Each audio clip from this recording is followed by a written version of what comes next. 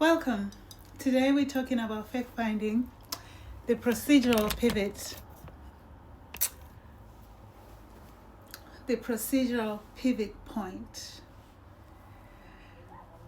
So, this is Unmasking Justice. Welcome and good day.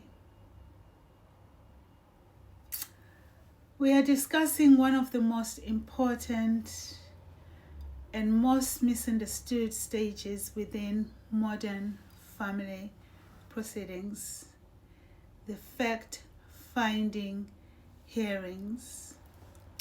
Most people entering family court believe the fact-finding process is simply about proving allegations, establishing truth, or determining what actually happened.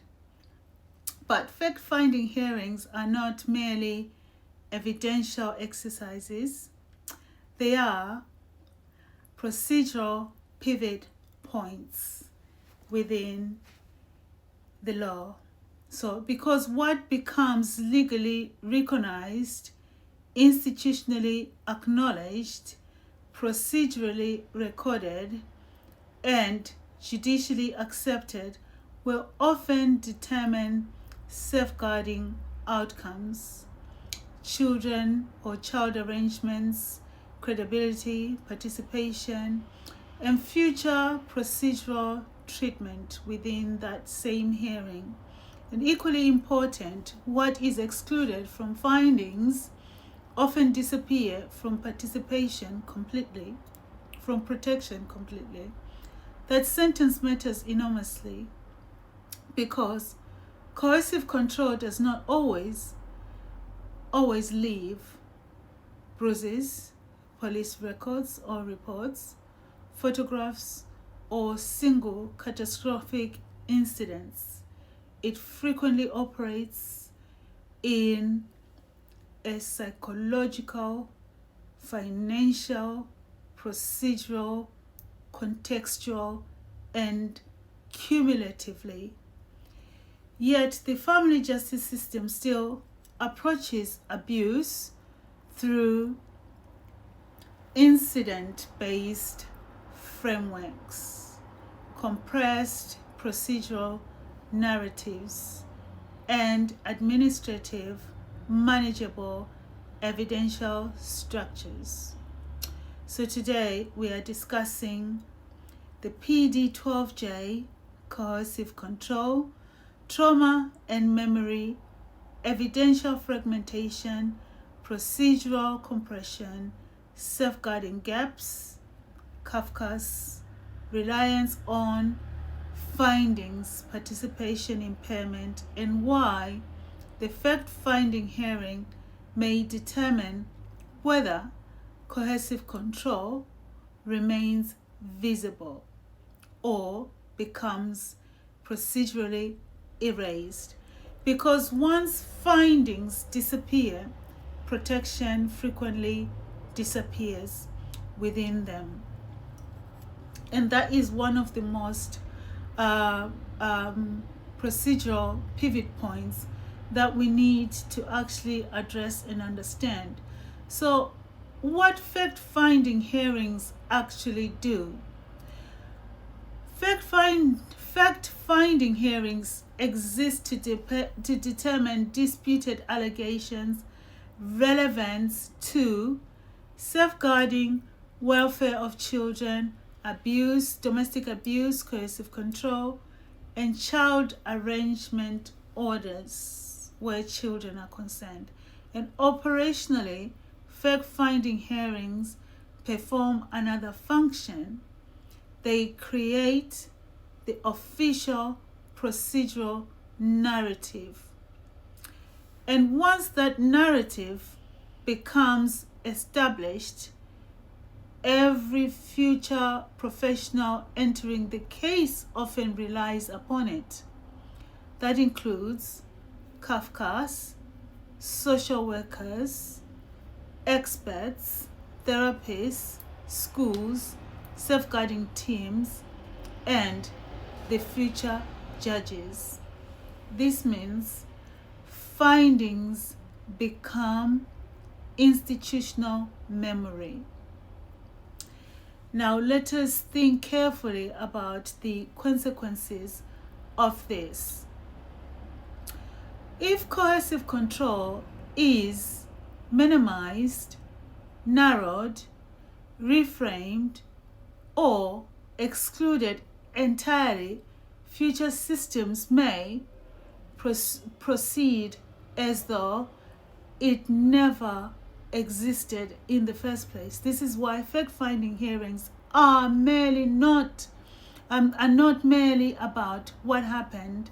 They are about what the system chooses to remember within that litigation process.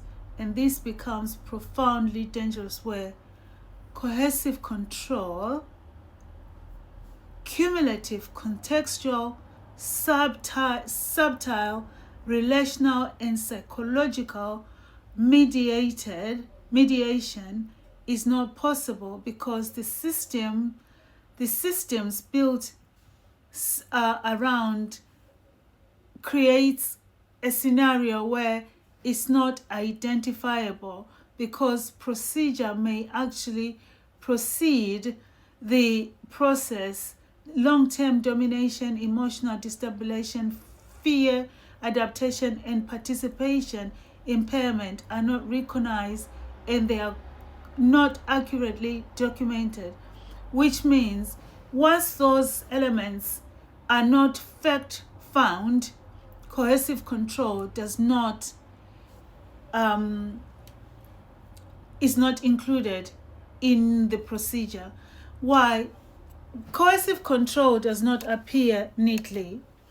It is one of those deepest structural problems inside family proceedings. That is, coercive control rarely presents itself in an adversarial procedure. Coercive control is environmental, cumulative, and behavioral. So psychological and adaptive, it evolves over time. It's not a one-time incident, and it affects confidence, cognition, memory, regulation, overwhelm. The nervous system is shut down.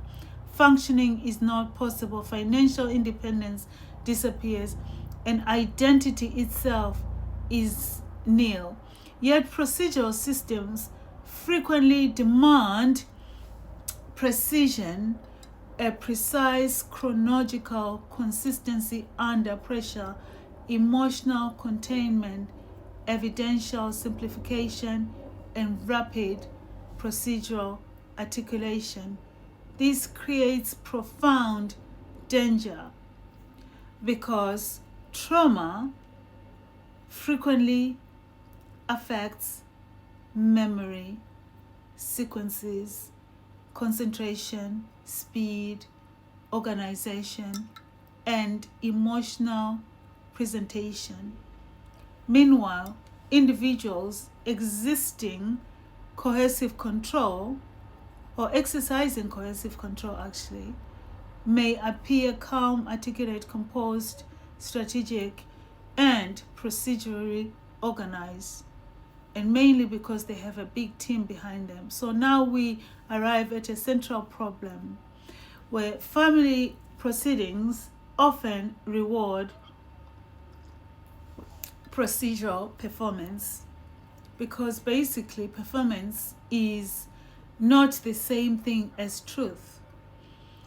And where systems fail to recognize trauma-informed participation, the fact-finding process itself may become distorted.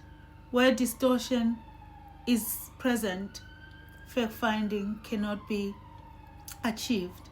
So there are fact-finding problems that needs to be set out in structure. Now I need to discuss one of those most dangerous phrases in family proceedings, where no findings made. No findings made. That phrase sounds neutral, doesn't it?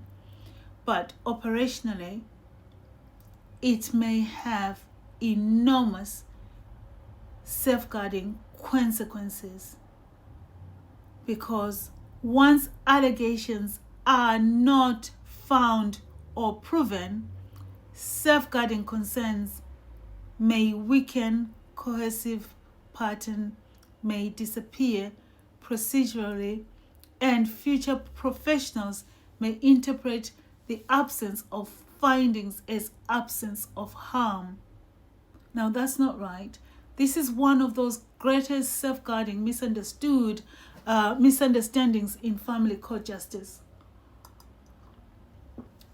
The absence of findings is not necessarily proof of safety. It may reflect evidential limitation, procedural narrowing, trauma-related participation difficulty, lack of legal representation, disclosure asymmetry, procedural compression, or institutional inability to interpret cohesive control contextually. And once findings disappear, future procedural systems often operate from false neutrality.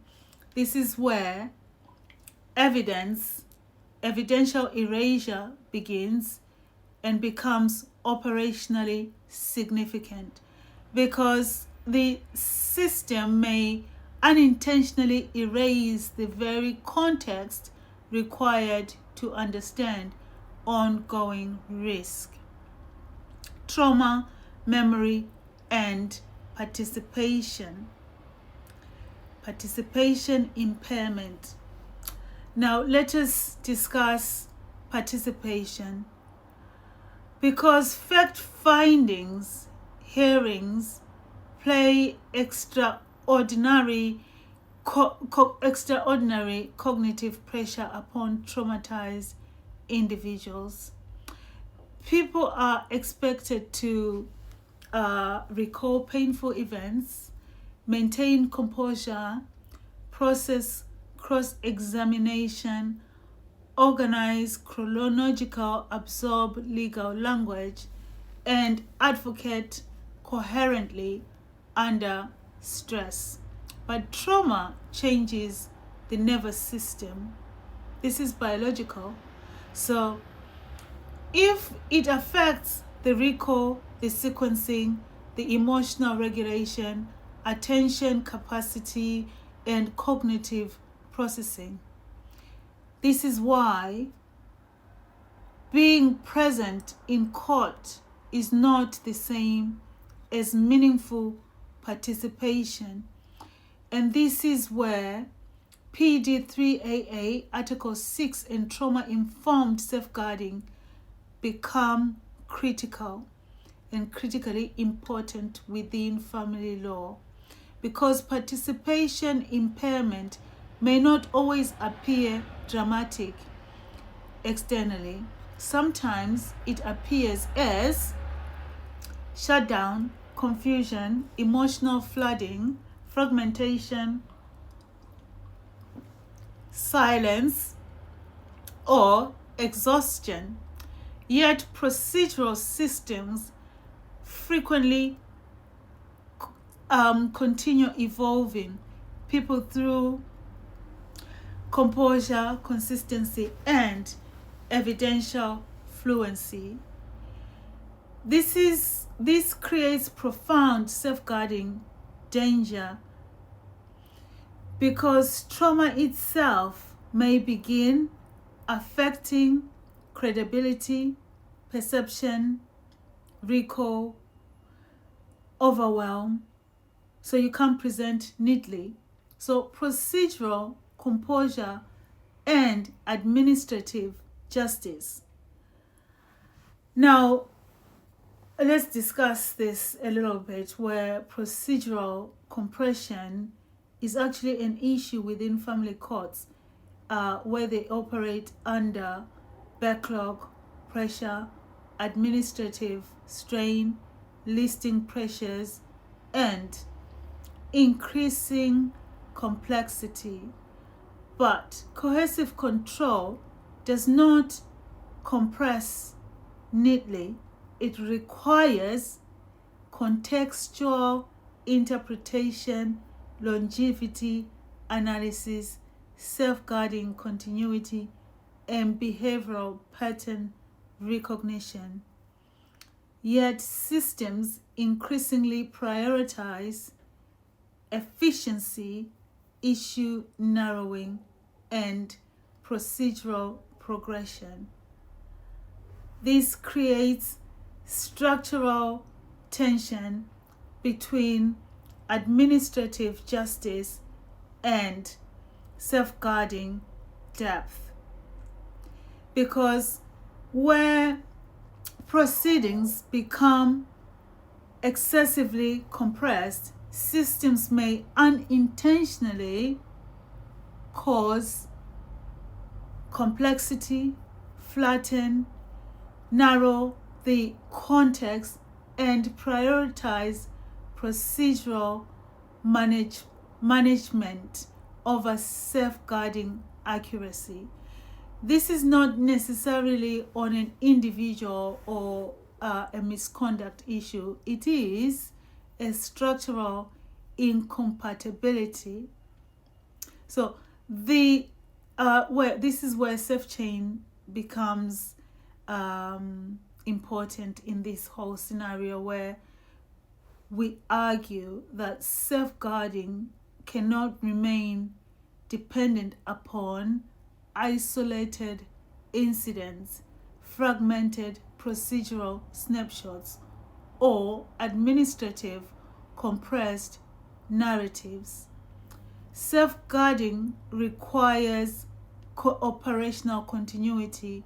It means contextual safeguarding, participation integrity, evidential continuity, cross-system memory, and trauma-informed procedural infrastructure. Because coercive control cannot be understood properly through isolated allegations alone. It must be understood contextually, and unless systems evolve structurally, fact-finding hearings risk continuing to determine not only merely the truth, but whose reality becomes institutionally visible. Now, the fact-finding hearing is not merely procedural, technical, or administrative. It is the point at which the system decides what becomes legally real. And once findings are made or not made entirely, safeguarding pathways may change. That is why it is at this stage, why this stage matters the most within family courts. It's a profound procedure that needs to be exercised, because when coercive control is narrowed, misunderstood, compressed, or procedurally erased, the consequences do not end with the hearing itself. They continue through safeguarding of child arrangements, participation, reputation, emotional survival, and institutional memory. This is why what is excluded from fact findings often disappear from protection itself. And until family court systems become capable of recognizing coercive control contextually, fact-finding hearings will continue functioning as a procedural pivot point between visibility and erasure. I am Samantha, your host. This was Silent Screams, Loud Strength, a fact-finding hearing, unmasking justice, procedural pivot points. If this episode resonated with you, please share it with someone that needs to hear it. Thank you.